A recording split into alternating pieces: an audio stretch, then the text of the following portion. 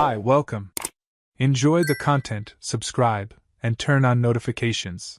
Greg always thought he knew his wife. 15 years of marriage seemed more than enough to understand every expression, every silence, every shift in her mood. But that Tuesday afternoon, when her voice didn't come over the phone, just a cold message, "I'm busy," something inside him broke. It wasn't the message itself, but the absence in its tone, the emotional distance packed into just 2 words. Greg was in the office of the food distribution company where he worked as operations manager, surrounded by spreadsheets and inventory reports, but his mind was somewhere else entirely. He stared at his phone for long seconds, rereading the message like he could dig out some hidden meaning. Lauren had never been this cold. Even on her busiest days, she always made time for a quick, "I love you," or a loving emoji. This was different. This was wrong. Greg was 41 and prided himself on being a practical man. He solved problems for a living, logistics, distribution, tight deadlines. When something didn't work, he investigated, found the issue, and acted. And right then, every instinct in him screamed that something was broken in his marriage. Lauren, his 39-year-old wife, was a real estate agent in Austin, Texas, one of the top performers at her agency. Over the past 6 months, she'd become a stranger. She worked later, left earlier, spent entire weekends, closing deals. Her phone, once casually left on the counter, was now always in her hand, locked behind a new facial recognition password she'd never offered to share. Greg had tried talking about reconnecting, suggested couples therapy, planned a romantic weekend. Lauren always dodged, blaming the stress of a competitive real estate market. But that afternoon's message was the breaking point. Greg called again an hour later. Straight to voicemail. He waited another 30 minutes, pretending to work while the unease in his chest grew into a burning ball. Finally, at 3:30 p.m., he couldn't take it anymore. He grabbed his car keys, made up an excuse about an off-site meeting, and walked out of the office. The drive to Lauren's real estate office took 20 minutes during which his mind replayed months of small signs he'd ignored, the unfamiliar perfume, the new underwear hidden at the bottom of the drawer, the quiet laughter on her phone late at night when he thought he was asleep. The receptionist at the office, a young woman in her 20s with a practiced smile, said Lauren had left to show a property and wouldn't be back until the end of the day. Greg asked which property, trying to sound casual. The receptionist frowned, checked the computer, and said the system didn't have that info. Sometimes she goes straight from showings to personal appointments, the girl explained, unaware of the weight of her words. Greg thanked her and left, his heart pounding. Sitting in his car parked across the street, he remembered something, the location tracking app.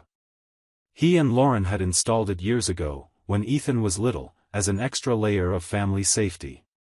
It was one of those apps you install and forget, never bothering to turn off. Greg opened it on his phone, expecting it to be outdated or inactive. But it wasn't. Lauren's location blinked clearly on the screen. She was at a luxury residential complex on the outskirts of Austin, an expensive area he vaguely knew. He checked her agency's website. There were no active listings in that area. None. Adrenaline surged. Greg typed the address into the GPS and drove, forcing himself to breathe. His mind swung between desperate denial, maybe it's a new client, maybe the system's wrong, and a brutal certainty growing in his gut. He parked across the street from the complex, a modern glass and steel building with underground parking and discreet security. Lauren's car, a silver SUV he'd helped pick out, was parked on the side street. Greg turned off the engine and waited, his hands sweating on the wheel. 40 minutes passed. Each minute was torture. Greg watched residents come and go, a food delivery driver, a dog being walked. Then she appeared. Lauren stepped out the front door, hair slightly messy, wearing a blouse he didn't recognize. She wasn't alone. Beside her stood a tall man in a perfectly tailored gray suit, gray hair neatly combed back, the kind of man used to good things. They were talking softly, intimately, in a way Greg recognized instantly, the body language of lovers. And then it happened, the man pulled Lauren around the waist, slowly, deliberately, and kissed her. It wasn't quick or casual. It was long, deep, familiar. Greg felt like he'd been punched in the stomach. His hands shook as he pulled out his phone and took photos, 1, 2, 3, capturing the kiss, the embrace, the smile on her face when they finally pulled apart. The man got into a black Tesla, and Lauren returned to her own car, checking her phone before driving off, probably looking to see if Greg had called again. He followed at a distance until she pulled into a downtown cafe, where she sat alone for an hour, working on her laptop. Greg didn't go in. He couldn't.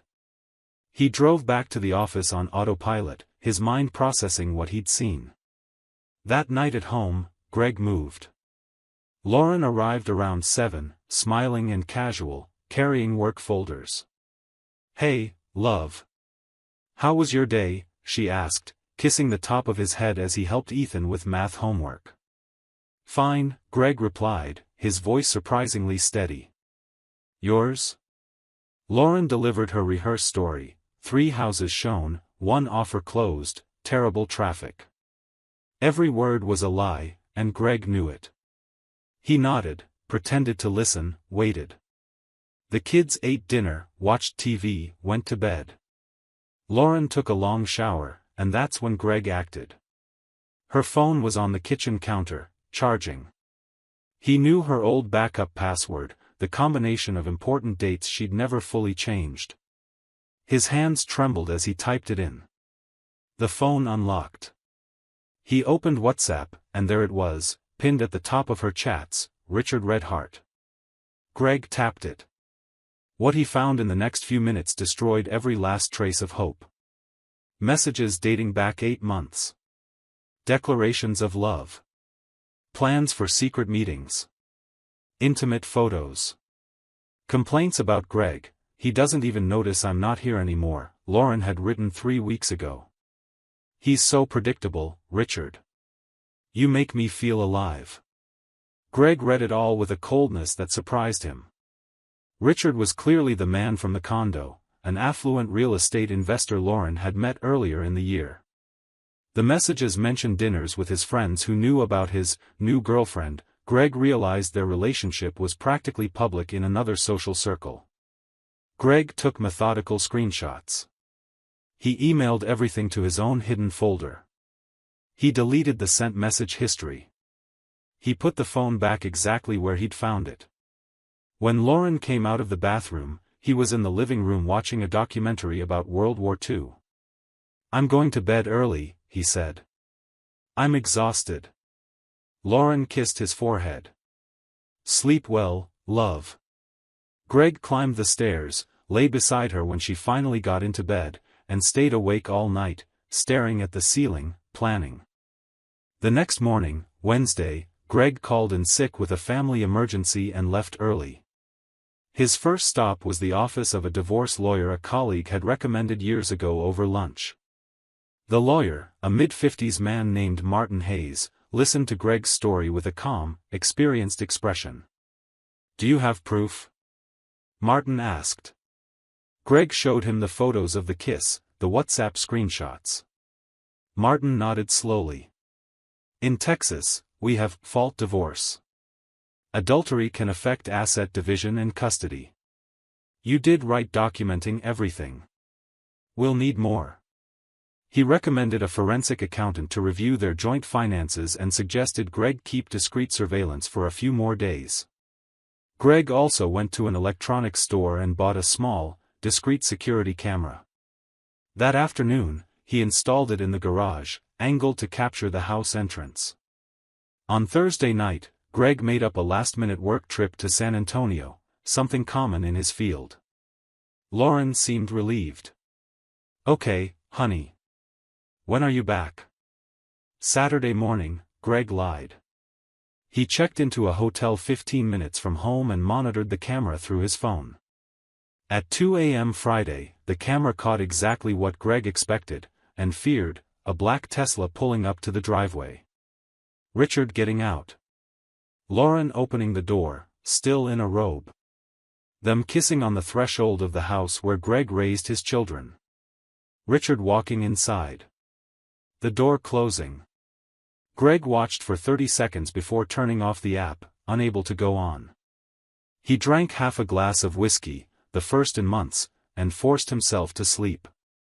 On Friday morning, Greg called Martin and sent the video. "That's more than enough," the lawyer said.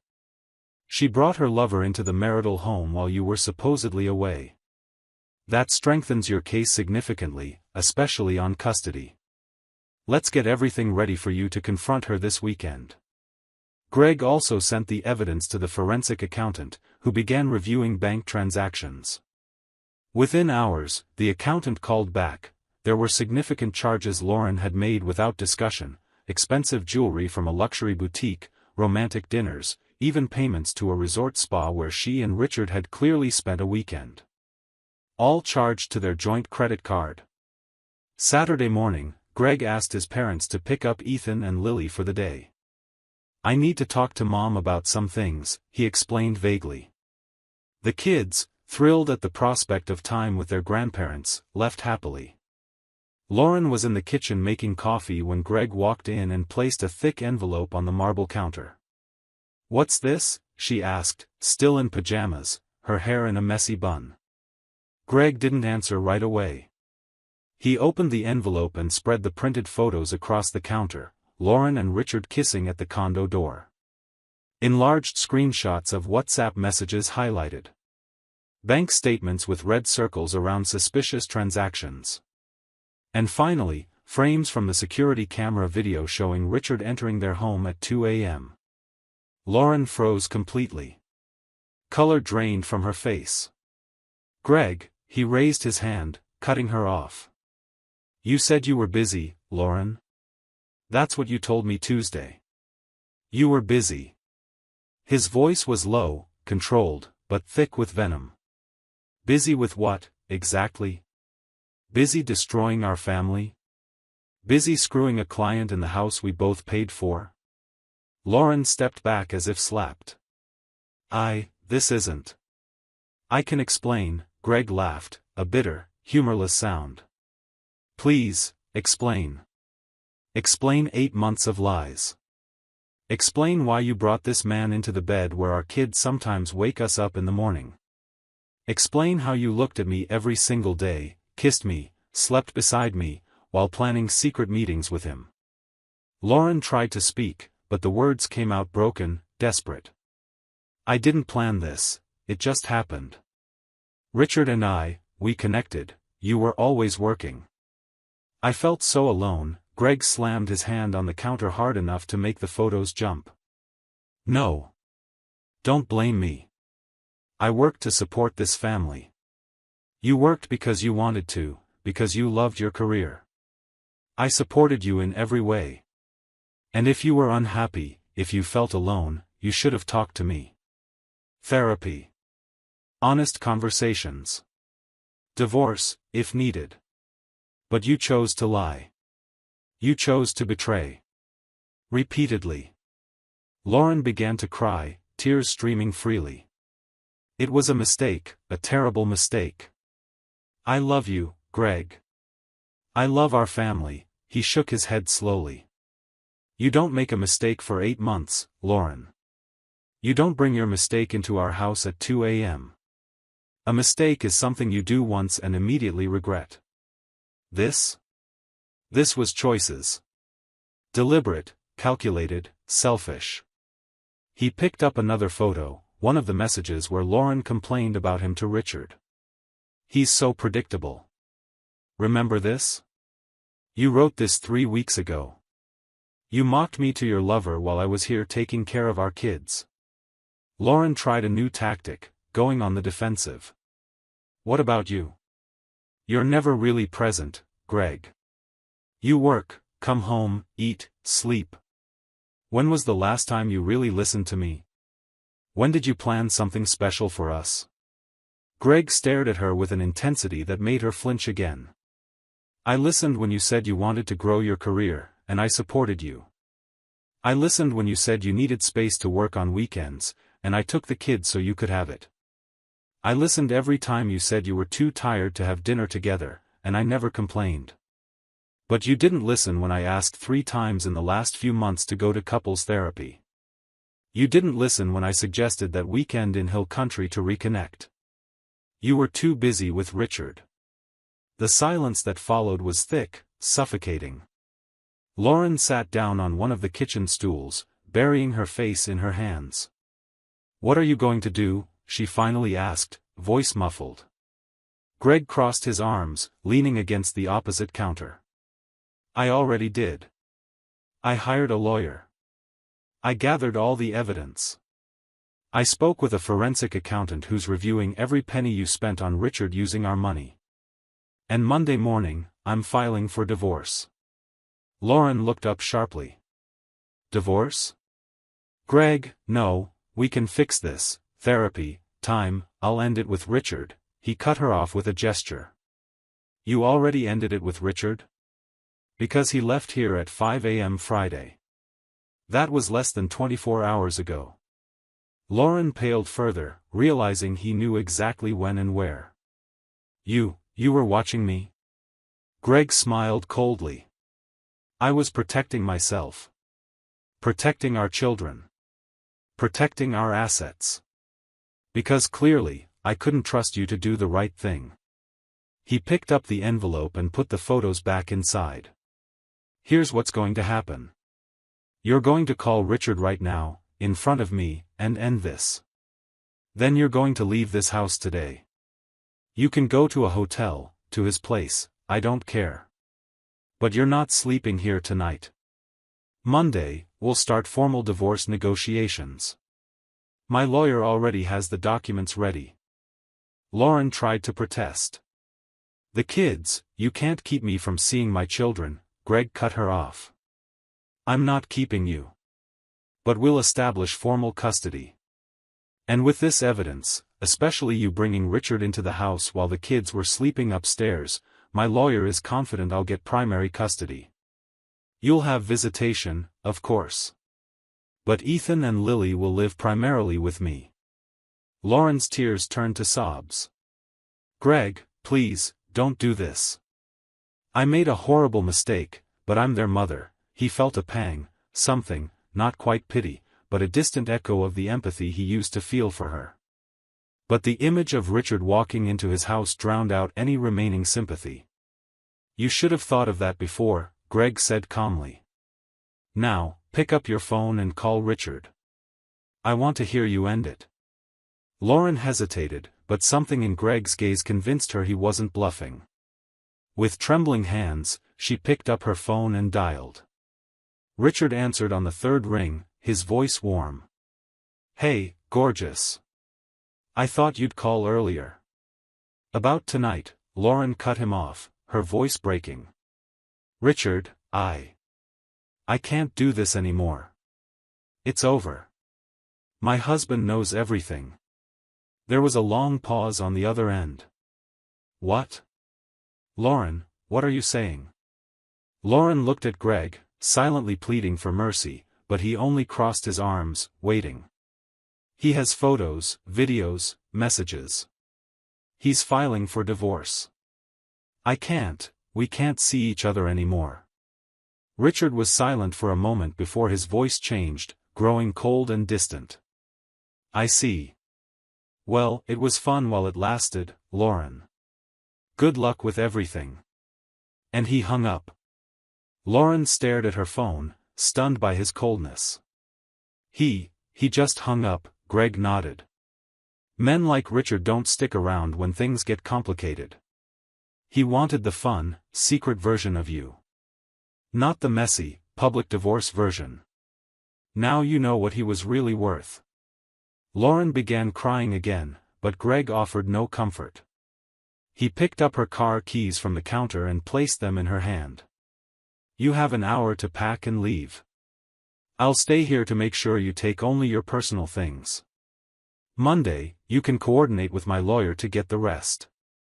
Lauren trudged up the stairs, and Greg heard her opening drawers and closets in the bedroom. He sat in the living room, emotionally drained but strangely relieved. The truth, however painful, was better than the lie he'd been living for months.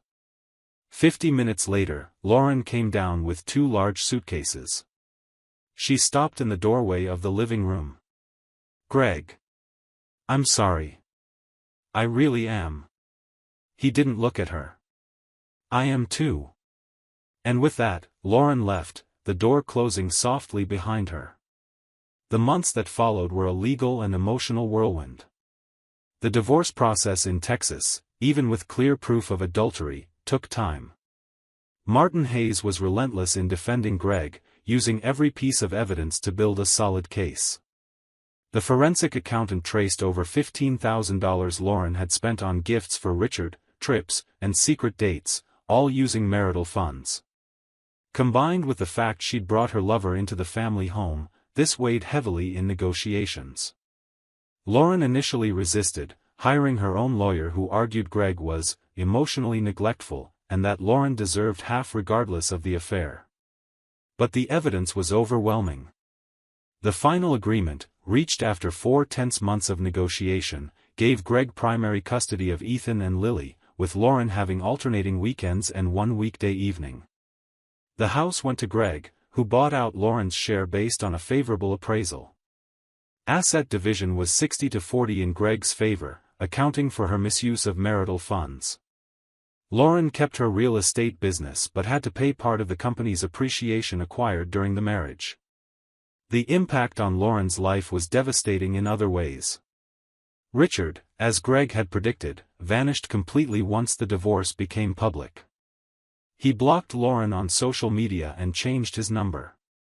When she tried reaching him through mutual contacts, she discovered he was already dating another woman, a divorced businesswoman in her 40s.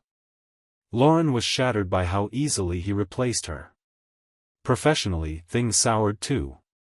Austin's real estate community was relatively tight-knit, and rumors about the scandal spread quickly. Several key clients, especially those with conservative or religious values, drifted away. The agency where Lauren worked, concerned about its image, gently suggested she look elsewhere. Lauren ended up at a smaller agency, handling less prestigious listings and significantly lower commissions.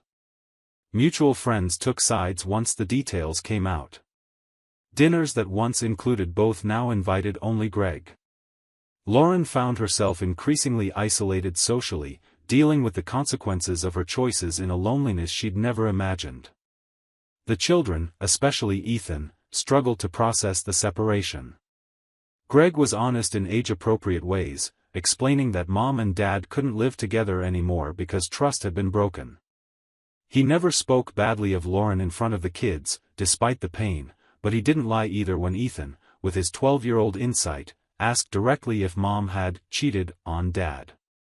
Greg confirmed gently, and watched his son's face close off, disappointment settling into his young eyes. Lily, younger and less aware of the details, missed the intact family structure more than understanding the full reason why. 18 months after that "I'm busy" message, Greg was in a completely different place. The wounds hadn't fully healed, but they were closing. He met Sophia, a 37-year-old emergency nurse, through coworkers at a casual barbecue. Sophia was the opposite of Lauren in so many ways: direct, unfiltered, sarcastic, zero tolerance for emotional games. She was divorced too, no kids, and understood the complexity of rebuilding after betrayal. Their relationship began slowly, built on brutal honesty and clear expectations. Sophia met Ethan and Lily after 6 months of dating, and to Greg's surprise, the kids liked her immediately. She didn't try to replace Lauren, she was just genuinely herself, playful with Lily, respectfully direct with Ethan. Greg proposed to Sophia on a spring afternoon in Zilker Park, with Ethan and Lily present and in on the plan. It wasn't an elaborate production, just the 4 of them, a picnic, and a simple question. Sophia said yes without hesitation. Ethan clapped, and Lily jumped for joy. For the first time in years, Greg felt his family, reconfigured, different, but real, was whole again. Lauren remained alone. She lived in a modest apartment in a cheaper part of Austin, split her limited time with the kids, and struggled to rebuild a career that never regained its former shine. She tried reconnecting with Greg a few times through long, emotional messages, begging for forgiveness, suggesting friendship, for the kids' sake. Greg responded politely but firmly. They could be civil co-parents, but they would never be friends. Trust, once destroyed like that, couldn't be restored. Lauren tried occasional dates, but nothing stuck. She carried the weight of guilt and a tarnished reputation like too heavy baggage for most interested men. On an autumn afternoon, 2 years after the kitchen confrontation, Greg was in the bleachers of Lily's soccer field, watching her play with awkward enthusiasm. Sophia was beside him, Ethan on the other side, all of them cheering. Lauren was on the other side of the field, alone, clapping politely but visibly disconnected from the happy family dynamic unfolding without her. Greg watched her for a moment and felt nothing. No anger, no satisfaction at poetic justice, no lingering sadness. Just neutral indifference. She had become a stranger sharing custody of his children. Nothing more. That night, as he helped Lily with homework and Sophia made dinner, Ethan approached. "Dad, can I ask you something?" Greg looked up. "Of course, son." Ethan hesitated, choosing his words. "Are you still mad at Mom? For what happened?" Greg thought carefully before answering. "Not anymore, Ethan. I was, for a long time. But anger eats you alive if you let it. Your mom made terrible mistakes that hurt a lot of people. She's living with the consequences. But us? We moved on. We built something better." Ethan nodded slowly, processing. "Sophia's cool. I'm glad you met her." Greg smiled, feeling his chest tighten with pride. "Me too, son. Me too." Later that night, after the kids were asleep, Greg and Sophia sat on the back porch, sharing a beer under the Texas starry sky.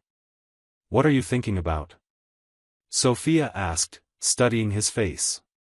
Greg smiled slightly. "About that 'I'm busy' message.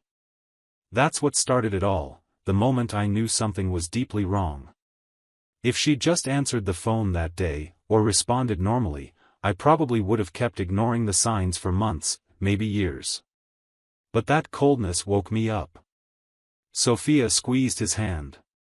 "Sometimes the worst thing that happens to us ends up being the best too. You wouldn't be here, I wouldn't be here, if she hadn't been stupid enough to let you go." Greg agreed, recognizing the deep truth in it. Lauren had destroyed their marriage, but in doing so, she'd freed Greg to find something real. He learned that love without trust is just a beautiful facade hiding rot. He learned that acting quickly, even when painful, is better than living in denial. He learned his children were more resilient than he feared, and modeling dignity and healthy boundaries for them was more valuable than preserving a lie. And he learned that justice isn't always loud or dramatic. Sometimes, justice is simply moving on, building a better life, and letting natural consequences do their work. Lauren had to live with the choices she made, the lover who discarded her, the career that faded, the children who watched her with growing distrust as they matured and understood better what had happened, the loneliness of endless nights in an empty apartment. Greg didn't feel cruel satisfaction over it, but he recognized the symmetry. She had chosen Richard over her family. She had chosen lies over difficult conversations. And now she lived with those choices. He, on the other hand, had chosen action over passivity, truth over false comfort, self-respect over martyrdom.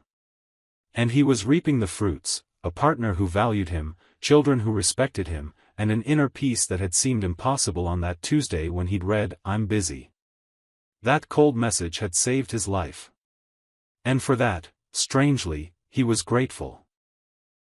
Thank you for watching the video. If you enjoyed it, don't forget to subscribe to the channel and turn on notifications so you won't miss any updates. See you next time.